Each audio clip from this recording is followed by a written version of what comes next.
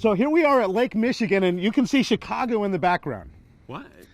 Yeah, yeah, it's not. Okay.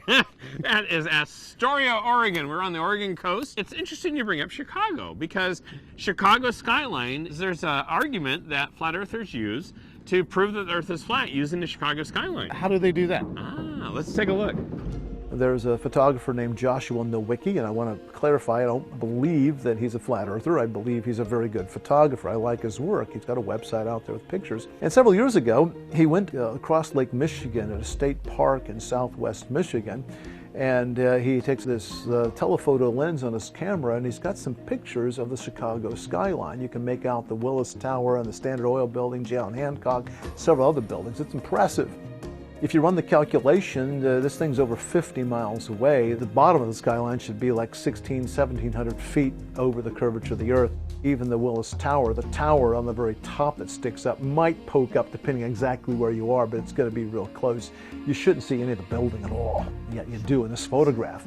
Now again, most people see this and they realize that if the earth is curved, then we shouldn't see all of this. We must be flat. That's the modern equivalent of the Bedford level experiment. So a lot of people are convinced, that's their exhibit A they like to put out there. But when people see this evidence for the flat earth presented on YouTube, they don't know the rest of the story. There's a lot of selection going on. If you look at Nowicki's stuff, he even took some of the photographs he took and he put them in a time lapse. And you got the Chicago skyline, it's just not sitting there, it's bobbing up and down like this. The buildings kind of disappear and pop back up and down, up and down, up and down, very stochastically like this. Now what's going on? If the earth is flat, you wouldn't, unless you got this big earthquake going on, what's going on with that? So some of the pictures show the Chicago skyline and some of them don't. And what happens on social media is that the flat earth side uses pictures of the skyline to demonstrate that the earth is flat. But then the round earthers use the pictures that don't show the skyline to say that Chicago was below the horizon, like the radio towers in our experiment. But there's a knowable science behind this phenomenon, and it has to do with the temperature.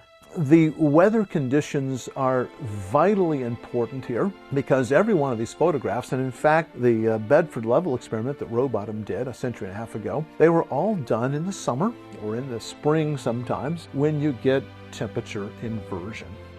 We all know that with increasing altitude, the temperature gets less and less. If you've ever driven up the side of a mountain, when you get at the top of the mountain, it's pretty chilly.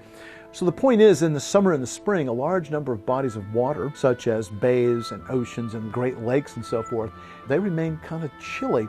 Now, the air that comes in contact with that water will get chilled, and when that gets chilled, you'll end up with a layer of cooler air across the water, and then warmer air above that, and then the temperature will decrease as you go higher.